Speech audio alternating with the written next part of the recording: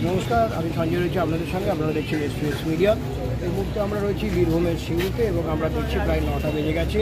এর মধ্যে সিউড়ি শহরের বিভিন্ন প্রাঙ্গণ থেকে আমরা দেখছি যে প্রচুর মহিলা সাধারণ মানুষ তারা কিন্তু সিউড়ি বাস স্ট্যান্ডে ভিড় করেছেন এবং তাদের যে প্রতিবাদী যে কর্মসূচি ছিল অর্থাৎ আজকে রাত্রেবেলায় একদিকে যেমন মহামিছিল এবং পাশাপাশি মানববন্ধন, তো তাতেই আমরা দেখতে পাচ্ছি ইতিমধ্যে প্রচুর মানুষ জড়ো হয়ে এই আজকে মানববন্ধনে সামিল হয়েছেন এবং এই মুহূর্তে সিউড়ির বাস স্ট্যান্ডে কিন্তু অন্যরকম আমরা চিত্র দেখছি। এই রাস্তা অন্যদিন ব্যস্ত থাকে, সেই রাস্তাকে কার্যত মানুষ কর্ডন আপ করে এবং পরিষ্কার প্রচুর মানুষের এখানে মানববন্ধনে সামিল হয়েছেন। জেলার পাশাপাশি সিউড়ির বিভিন্ন পাড়া থেকে প্রচুর মানুষ এসছেন।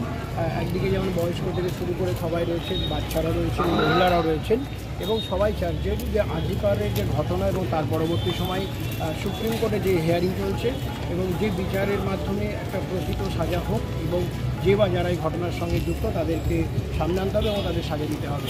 সেই বিষয়কে সামনে রেখে একের পর এক প্রতিবাদীদের আন্দোলন চলছে এবং সেই আন্দোলনের ঢেউ কিন্তু বাড়ছে কথা বলা হয়েছে, তারই একটা খণ্ডচিত্র বীরভূমের শুরুতে।